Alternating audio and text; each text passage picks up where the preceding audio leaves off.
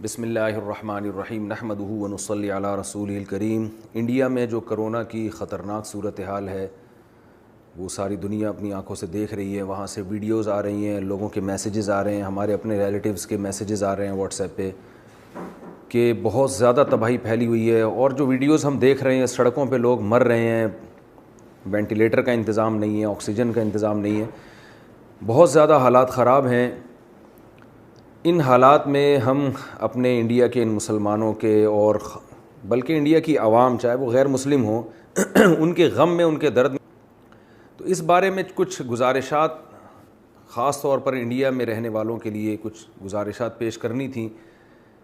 جو مسلم ہیں، جو قرآن و سنت پہ ایمان رکھتے ہیں، ان کے لیے تو اس میں کوئی کنفیوژن نہیں ہونی چاہیے، لیکن کچھ جو غیر مسلم ہیں انہیں بھی ان وباؤں سے عبرت حاصل کرنی چاہیے۔ جو اس وقت تباہی ہندوستان میں پھیلی ہوئی ہے اور اس بات کا خطرہ موجود ہے کہ کل یہ تباہی پاکستان کی طرف بھی آ سکتی ہے، اللہ تعالی ہم سب کو محفوظ رکھے، یا کسی اور ملک میں بھی یہ سب کچھ ہو سکتا ہے۔ تو ہمیں اللہ تعالیٰ کی طرف سے اس میں ہدایات ملتی ہیں۔ وَلَنَبْلُوَنَّكُمْ بِشَيْءٍ مِّنَ الْخَوْفِ وَالْجُوعِ وَنَقْصٍ مِّنَ الْأَمْوَالِ وَالْأَنفُسِ وَالثَّمَرَاتِ وَبَشِّرِ الصَّابِرِينَ۔ قرآن مجید جو اللہ کی کتاب ہے، اس میں اللہ نے اپنا فیصلہ سنایا ہے کہ وَلَنَبْلُوَنَّكُمْ بِشَيْءٍ مِّنَ الْخَوْفِ، ہم تمہیں ضرور آزمائیں گے خوف میں ڈال کر، وَنَقْصٍ مِّنَ الْأَمْوَالِ وَالْأَنفُسِ وَالثَّمَرَاتِ، معاشی نقصان ہم تمہیں دیں گے، تمہاری معیشت ڈاؤن ہوگی، تمہاری پیداوار کا نقصان ہوگا اور تمہاری جانیں ہلاک ہوں گی۔ جانوں کا ہلاک ہونا کیا ہے؟ یہ وباؤں میں اور قدرتی حادثات میں جو انسانی جانیں بہت کثرت سے ہلاک ہوتی ہیں، یہ وہ آزمائشیں جن کا اللہ تعالیٰ اپنی کتاب میں ذکر کرتے ہیں۔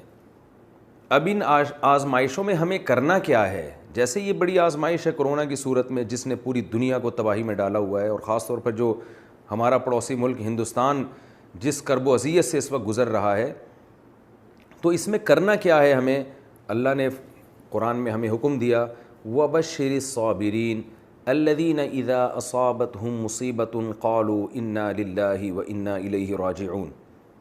فرمایا اے نبی، آپ صبر کرنے والوں کو خوشخبری سنا دیں۔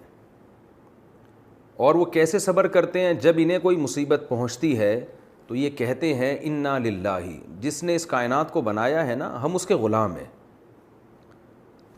ہم پر ہماری مرضی نہیں چلے گی، بلکہ اس کائنات کو بنانے والے کی مرضی چلے گی۔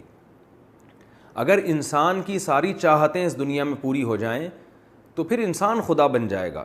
اللہ نے اختیارات اپنے ہاتھ میں رکھے ہیں۔ آج کرونا کی بیماری ہے، کل کچھ اور ہو سکتا ہے، پرسوں کچھ اور ہو سکتا ہے۔ آپ دیکھیں سونامی کے طوفان نے ہزاروں لوگوں کو موت کے گھاٹ اتار دیا تھا، اور پاکستان میں جو ایک زلزلہ آیا تھا بہت بڑا بالاکوٹ میں، اس نے 1-2 دن کے اندر 10,000 لوگوں کو موت کے گھاٹ اتار دیا۔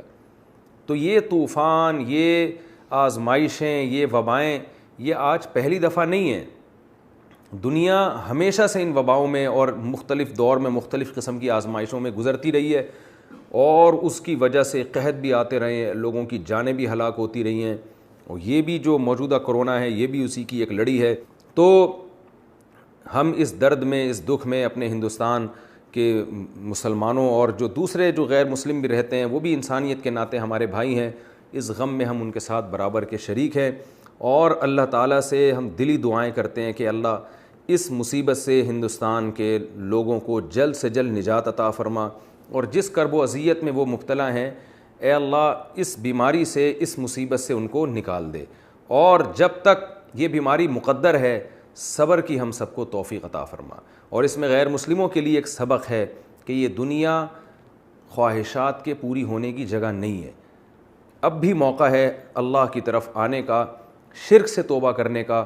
قرآن صاف لفظوں میں کہتا ہے وَإِذَا غَشِيَهُم مَّوْجٌ كَالظُّلَلِ دَعَوُا اللَّهَ مُخْلِصِينَ لَهُ الدِّينَ، کہ جب تمہیں کوئی بڑی مصیبت آتی ہے، طوفان میں گھرتے ہو، تو تم سب اپنے دوسرے خداؤں کو چھوڑ کر اس خدا کو پکارتے ہو جو آسمانوں میں ہے۔